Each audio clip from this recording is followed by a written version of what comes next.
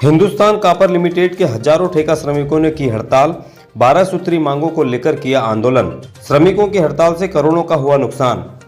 Asia की सबसे बड़ी ताम्र परियोजना हिंदुस्तान कॉपर लिमिटेड मलाजखंड के हजारों मजदूरों ने क्षेत्रीय खनिज मजदूर संघ के बैनर तले हड़ताल शुरू कर दी और HCL के खिलाफ मोर्चा खोलकर उन्होंने अपनी 12 सूत्री मांगों को पूरी करने का प्रस्ताव रखा, जिसमें 5 मांगों को प्रबंधन द्वारा मान लिया गया। जब हड़ताल को लेकर प्रबंधन से मीडिया ने चर्चा करनी चाही तो कुछ भी कहने से उन्होंने इनकार कर दिया। मजदूरों का कहना था कि ठेका श्रमिकों को किसी प्रकार की सुविधाओं का लाभ नहीं मिल रहा है, जिसको लेकर कई बार प्रदर्शन भी किया गया है, लेकिन मांगों पर सुनवाई नहीं होती। अब ठेका श्रमिकों का आक्रोश बढ़ गया है और उन्होंने 23 नवंबर को सुबह से ही हड़ताल शुरू कर दी। यहां प्रदर्शनकारी श्रमिकों की मांग थी कि ठेका श्रमिकों को परफॉर्मेंस रिवार्ड के रूप में प्रदर्शन आधारित प्रोत्साहन PLI योजना के तहत 7,000 रुपये प्रति कर्मचारी को दिया जाए।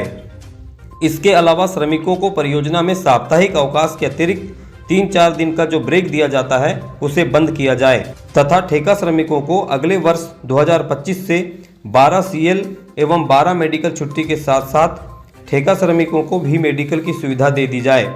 इन सुविधाओं के अलावा प्रतिमाह payment slip, PF slip, gratuity आवास, एसिड प्रभावित गांव के किसानों को फसल नुकसानी पर मुआवजा और युवाओं को रोजगार दिलाने व बुनियादी सुविधाएं की भी मांग की गई।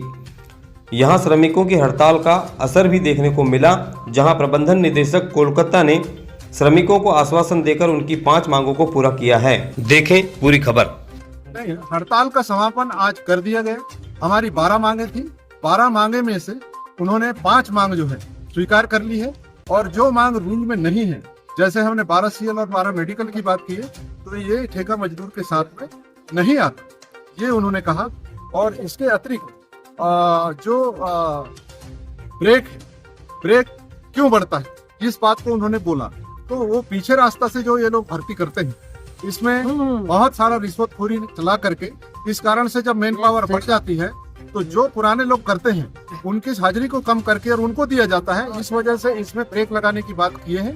तो इसके लिए हर डिपार्टमेंट वाइज कोई भी नया लड़का भर्ती आता है, जब मैन पावर पूरा है तो नया भर्ती करने की कोई जरूरत ही नहीं। यदि रिटायर हो जाता है, जगह रिक्त हो जाती है, तो उसके जगह में दूसरी भर्ती की जाए। और दूसरी बात जो है MMPL और DCS जो कंपनी यहाँ काम कर रहे हैं, उन कंपनियों के जितने भी श्रमिक हैं उन लोगों को ड्रिंकिंग वाटर का प्रॉब्लम है, उनके यहाँ कैंटीन की सुविधा नहीं है, उनमें पेमेंट अनियमितता है।